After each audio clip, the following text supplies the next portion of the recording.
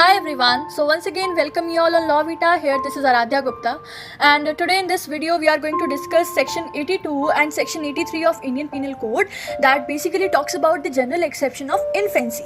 ये जो दोनों सेक्शन है हमारे इंडियन पिनल कोड के, ये बच्चों को एग्जेम्पशन प्रोवाइड करते हैं किसी भी तरह की क्रिमिनल लायबिलिटी से। सेक्शन 82 उन बच्चों के रिगार्ड में है जो कि 7 साल की कम उम्र के बच्चे हैं, और section 83 talks about those children who are come within the age group of 7 to 12 years। ठीक है, तो क्या क्या बोलता है, इसके बैरक लैंग्वेज देखेंगे, केस लॉ देखेंगे और general exception. So let's begin. Section 82, act of a child under 7 years of age, कि कोई भी एक्ट अगर किसी 7 साल की कम उम्र के बच्चे ने किया है तो उसको कैसे एग्जेम्पशन मिलता है। So nothing is an offence which is done by a child under 7 years of age, कि 7 years की कम उम्र में कोई भी बच्चा अगर कोई भी ऑफेंस करता है, कोई भी एक्ट करता है, तो उसको ऑफेंस नहीं कंसिडर किया जाएगा और उसके ऊपर कोई भी तरह की क्रिमिनल लायबिलिटी नहीं इम्पोज की जाएगी। Age under the age of 7 years no infant can be guilty of a crime for under the age an infant is by presumption of law doli incapax. तो ये बोल रहे हैं कि 7 साल की कम उम्र की बच्चा जो है वो गिल्टी नहीं कंसिडर किया जाता है किसी भी क्राइम के लिए for this age, because generally consider किया जाता है कि no infant can be guilty, कि बच्चे के पास इतना मैच्योरिटी लेवल ही नहीं होता है कि वो कोई ऑफेंस कमिट कर सके। उसे नहीं पता होता है कि वो क्या सही कर रहा है, क्या गलत कर रहा है, और जो वो कर रहा है वो एक क्राइम है या वो क्राइम नहीं है। तो बेसिकली एक प्रिज्यूमेबल एस्पेक्ट होता है कि प्रिज्यूम कर लिया जाता है ऑटोमेटिकली कि अगर उस पर्सन की एज 7 साल से कम है तो that covers under this section, और उसको यहाँ पे एग्जेम्पशन मिलता है। और इस जनरल जो हमारा जिस हम प्रिजम्पशन की बात कर रहे हैं, ये एक लीगल मैक्सिम और लीगल प्रिंसिपल के ऊपर बेस्ड है, that is known as doli incapax. क्या कहता है doli incapax? It means deemed incapable of forming the intent to commit a crime or tort, especially by reason of age, कि उसे नहीं पता था अपनी एज की वजह से, एज वॉज द रीजन कि उसे नहीं पता था कि वो क्या कर रहा है, वो सही कर रहा है या गलत कर रहा है, और जो वो कर रहा है दैट वॉज एक्चुअली कॉन्स्टिट्यूटिंग और committing a crime. That is what the principle और legal maxim of doli incapax. ठीक है, so they are under a natural disability of distinguishing between good and evil. तो बेसिकली इस उम्र के बच्चों के पास एक नेचुरल डिसेबिलिटी होती है, उन्हें स्वाभाविक रूप से नहीं पता होता है, वो डिस्टिंग्विश नहीं कर पाते हैं क्या सही है, क्या गलत है, क्या क्राइम है और क्या नॉन क्राइम एक्ट है। राइट, सो बहुत सिंपल सा कॉन्सेप्ट है ये। We are having a case law, Queen versus Lakhini Agradanini. So in this case it was held that merely the evidence of that age would be a conclusive proof of the innocence of a child and would be ipso facto, means by the very fact be an answer to any charge against him। इस case में ये held हुआ था by the court कि उस person की as ही उसका conclusive evidence होगा, कंक्लूसिव प्रूफ होगा उस चाइल्ड की इनोसेंस का, और ये प्रूव करने कि उस पर्सन ने जो भी एक्ट किया that was due to some natural disability because of his age under the 7 years, और इसीलिए बाय द वेरी फैक्ट उसके ऊपर कोई भी चार्ज नहीं लगाए जाएंगे। तो यहाँ बोला है कि एक पर्सन की एज ही कंक्लूसिव एविडेंस होगा, कंक्लूसिव प्रूफ होगा कि उसने जो एक्ट किया है वो जानबूझ के किया है या due to some natural disability किया है, that is just can be easily conclusively proved by the age of that person. That was held in this case Queen versus Lakhini अग्रदानिनी।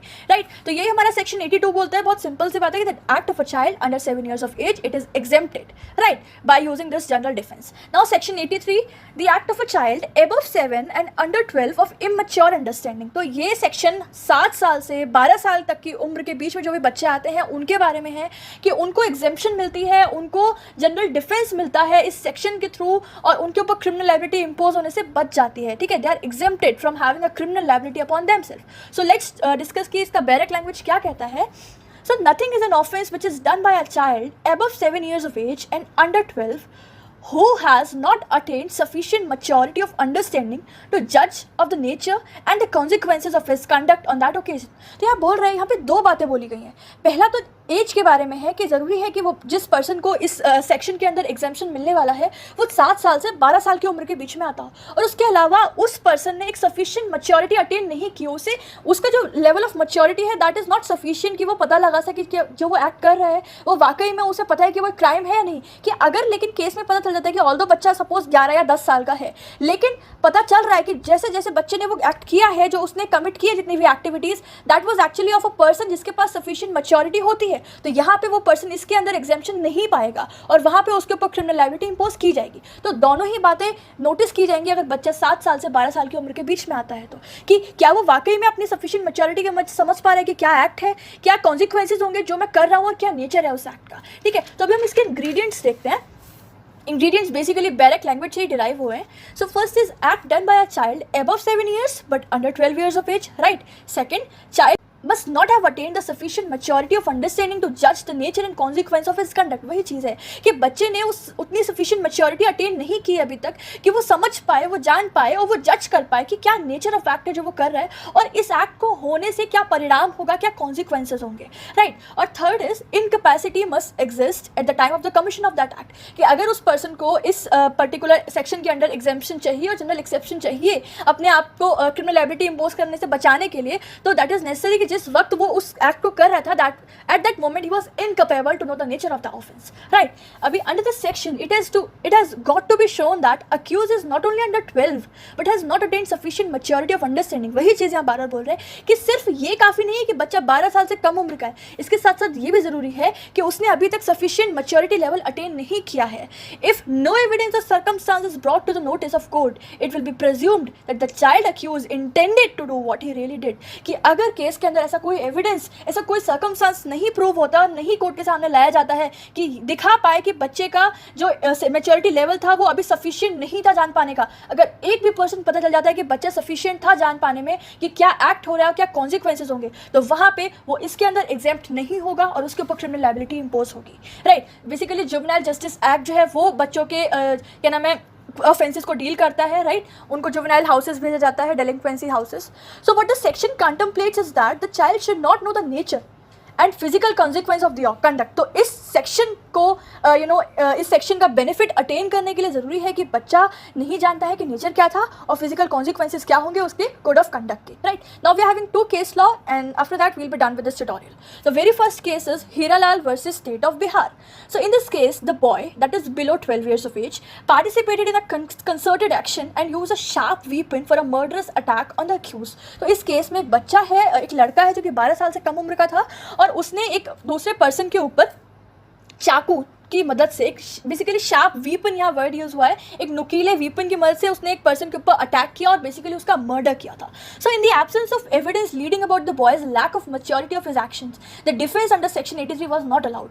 क्योंकि जब केस की प्रोसीडिंग्स हुई, सारे एविडेंसेस वगैरह लाए गए, तो यहाँ पे कोई भी एविडेंस ये नहीं प्रूव कर पाया कि बच्चे के पास लैक ऑफ मैच्योरिटी ताकि वो जान पाए कि वो जो ऑफेंस कर रहा है दैट वाज अ क्राइम, ठीक है, and that will be punishable. तो क्योंकि प्रूव नहीं हो पाया तो कहीं ना कहीं बच्चे के पास ये मैच्योरिटी लेवल था, वो समझ रहा था कि जो वो एक्ट कर रहा है that be a consequence of a murder और इसीलिए उसको सेक्शन 83 का डिफेंस नहीं मिला and the criminal liability was imposed in the case, right. Now next case is Ulla Mahapatra versus King.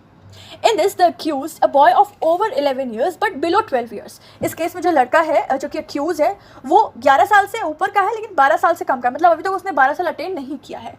So he picked up a knife and threatened to cut the deceased to pieces and did actually kill him. इस case में क्या था कि जो लड़का था उसने अपने हाथ में चाकू उठाया और जो पर्सन इस केस में मर जाता है उसको चाकू दिखा के डराता है कि मैं तुमको मार दूंगा और मैं तुम्हारे टुकड़े टुकड़े कर दूंगा, उसको डराता है और एक्चुअली में वो मार भी देता है उस पर्सन को, वो भी टुकड़े टुकड़े कर देता है.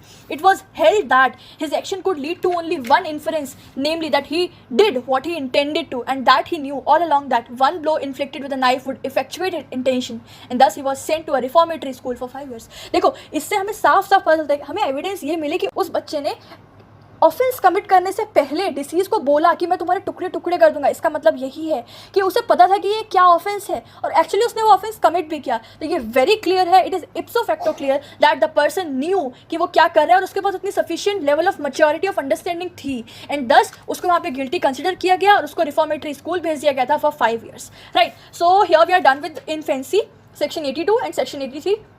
3 केस लॉ डिस्कस किया, bare act language and ingredients. So I hope it's very much clear. फिर भी कोई डाउट है तो आप कमेंट सेक्शन में हमसे पूछ सकते हैं. And if you are liking the content then do click the like button of the video.